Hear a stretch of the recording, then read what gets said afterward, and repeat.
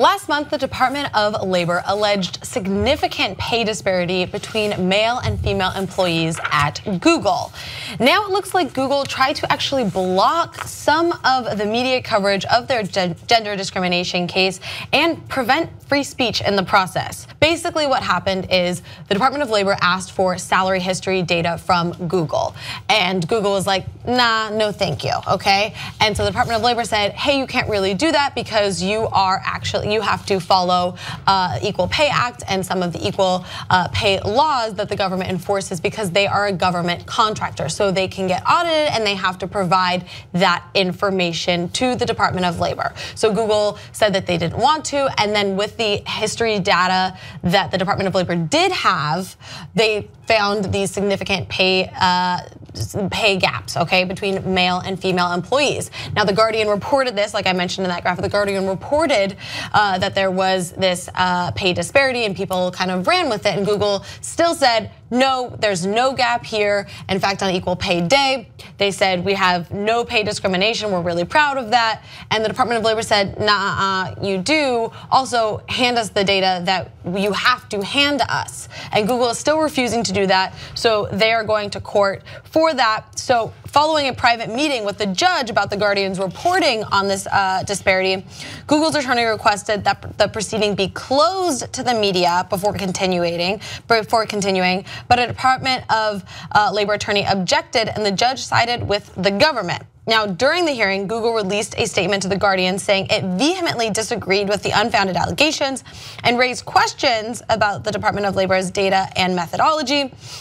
Every year, we do a comprehensive and robust analysis of pay across genders, and we have found no gender pay gap. Now, Janet Harold, the regional solicitor for the DOL, told The Guardian by phone, the investigation is not complete, but at this point, the department has received compelling evidence of very significant discrimination against women in the most common positions at Google headquarters. Now, this was a big issue for Google, so they abruptly interrupted the testimony, called for a private meeting with the judge. The judge canceled the rest of the hearing, and they filed a new motion under the seal to dismiss the case based on these remarks that she said, saying we just have this significant evidence. Now, Google questioned whether her comments to The Guardian were unethical, urging the judge not to condone her conduct, citing a California trial publicity rule that says attorneys engaged in ongoing litigation should not make a public statement outside of court that would have a substantial likelihood of materially prejudicing the proceeding. Now, the judge is saying that she did not make an ethical violation, and that this sort of comments to the press would not affect the outcome of the suit. Further, the DOL is saying that basically Google's being inauthentic and is being hypocritical by saying these things because they sort of promote transparency, and I made a comment to the press first. And so just the fact that she then addressed that comment, and now they're trying to shut down the entire case because of this, and saying that all of the data should be moot because of this is wrong. So. Okay, let me try to resolve this, yes. Okay? I'll be the arbitrator. Okay. And I think that I'm in an interesting, unique position here where, because I run a business, and at the same time, I don't want sex discrimination. So, okay, I think that I'm fair, if you will. We'll find out, right? So first on the press issue. In legal terms, what Google did opened the door. So if you open the door to that conversation and you do it publicly, they have a right to respond. And it's certainly not a big enough issue for you to try to throw a monkey wrench into the proceedings and not go forward. So that part is dismissed, we're done with it, okay? So when Google says, I don't want to release this information, they might have a reason why. So for example, if they release all their salaries publicly, that could be a real big issue for all the people who work at Google. And so if they do it, I agree that they should do it in a non-public way. But when they say, no, government, I don't want to give you any of the data to rebut your charges that I have a gender pay gap, well, then how do I prove that you're right? So you have no leg to stand on. You could say, hey, don't make it public, but you can't say I'm not gonna give you the info. Right. Because if I was the judge, I'd go, okay, you're not gonna give me the info, but they did, they presented some evidence, so you're guilty, we're done with it. Like, what do you mean you're not gonna give me the evidence? Then I rule against you, isn't that obvious, right? So, and if Google's claim later, if it turns out there is a gender pay gap, and we don't know, that's the whole point of these proceedings, is if it turns out there is one, and they say, look, our founders make more money than other people, and they both happen to be guys, and that skews the average. Well, I think that's an interesting argument.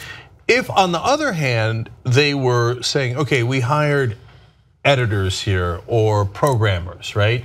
And they're both coming out of college, so they're both at the same seniority level, but one's a dude and another's a woman, and so, come on, of course we're gonna pay the dude 5% more, 15% more, you're gonna lose the case, right? And even if they don't say that, but the numbers prove it, you're gonna lose the case. But they might not. But they might. I mean, I would be honestly, and maybe I'm biased here in that we're partners with Google, and I should say that through our YouTube channel, etc. Right? I'd be shocked if Google was like, oh no, for same people at the same position, especially like coming out of college, that's the easiest way to determine, right? They pay men more. I'd be really surprised by that, but maybe they do. That's why you have these proceedings. So it looks like so I did a Facebook video about this on the Young Turks Facebook when this information first came out, and it looks like when they compare for comparable positions that there was this significant disparity, and it was company-wide. So it accounts for some of those things like averaging and things like that. So I mean that's a significant problem, and I understand why Google obviously doesn't want this press about this because they are a liberal, big tech company, and there's already so much information about sort of sexist workplace culture and pay disparity specifically within the tech industry that they're probably trying to not have put onto them. So I understand why that. But at the same time, if there is this huge gap, a significant gap between the pay that you're paying your female and your male employees, I understand not wanting the press, but also address it. Yeah, and then their mottos don't be evil. That's the Google thing, don't be evil.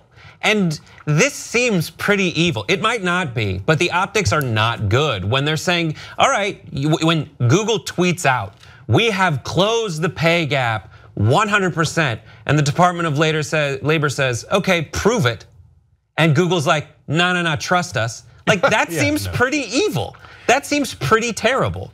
I think there's so their response to when they first said that was they showed how they provide make sure that they're doing equal pay, but it wasn't any sort of information or any statistics. It was just oh, this is the process that we go through. They have. So again, it's it's just not transparent enough to really bolster their argument here. Buried in one of their best practices websites is their equal pay and how they kind of hints at how they break it down, and they say kind of initially there's a 20.7% differential between how much women get paid and how much men get paid, and then they go on to say that there are non-gender variables that close that gap, which so essentially if you do some kind of regressive analysis or that's a statistical term, you'll find out that it is not as wide as you think. And they cite things like women are in jobs typically throughout America that are lower paying, which is itself a problem. And they're saying in this situation, we are going to kind of account for that and to see if a woman is a teacher and teachers get lower pay and guys are engineers and engineers get higher pay, that accounts for it. And that's not Google's problem is kind of what they're saying.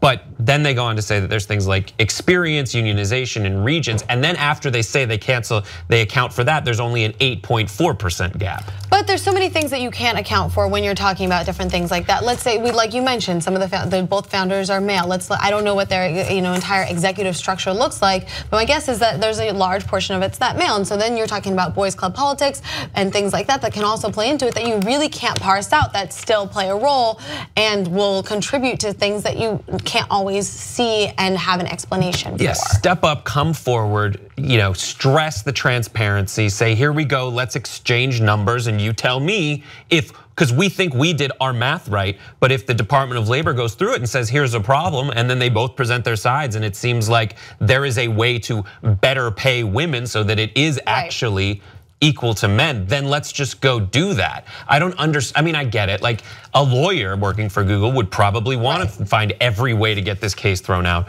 But the people represented by those lawyers should say, this is what our company stands for, and we should strive to make that known throughout the world because we're not ashamed of it. It's actually a unique opportunity for a teachable moment. Like it's you can't, Google, you can't say just trust us. That's a losing argument. So I understand all the numbers that you crunch, but we've got to actually see what the salaries are. Again, without names attached, et cetera. And these kind of proceedings actually, I think, can be helpful. And it's entirely possible that Google can come out and show, hey guys, we're not trying to systematically discriminate, and we pay the same amount for the people coming in at the same level. But here are the different factors. And by the way, they might both have 7 years of experience, but one experience is different than the other experience. So let's show you all the different. I know that they don't like it because it's going to cost them a lot of money and it might be terrible PR. But you should only really run from this case if you actually did it, right? If you're guilty, because if right now that's what the appearance is. To Brett's point about the optics, you're making everybody assume that about you. At least if you showed the numbers in court, not necessarily publicly again, and made your case, it could be an interesting moment that we could all learn from. And then maybe your case is effective, and people go, oh, you know what? At the end of the day, that wasn't fair. There is a disparity, but here's why. But we can't find out until you share the numbers. And here's how we fixed it. I mean, that would be such an amazing, I think that would actually be a great PR move to say, yeah, this is a huge problem in the tech industry. We thought we weren't guilty of it, but it turns out like even unbeknownst to us, even not trying to, we were, and here are the ways that it happened, and here are the ways that we're gonna fix it. I mean, I think that's amazing PR. Right, and I'd say like, what are Google's vulnerabilities? Like by and large, Google gives people access to information throughout the world, positive, positive, positive. In these female genital mutilation stories that we're talking about, there are people that through Google have found out that there are other people like them who have faced these kinds of situations. So that's great, that's what we like Google for. But what is the single thing that a lot of us point to Google and get scared about? It's privacy. And if their defense is that the questions brought about by the Department of Labor are overly broad and violates their workers' privacy, like, okay, buddy, now we're having a discussion about privacy with Google. You want to shut the reporters out of your hearings. Well, the stuff you know about those reporters and when they searched for edible panties on Amazon, like you know that kind of stuff about them. We're just trying to find out whether you live up to the Equal Pay Act because you're a government contractor. I think it's a fair question. Membership helps fund the Young Turks. You know one great thing about that? That means we're not accountable to anyone but you guys. That's why we're strong together, because we built this show around you. Come build it even bigger and better at tytnetwork.com/join.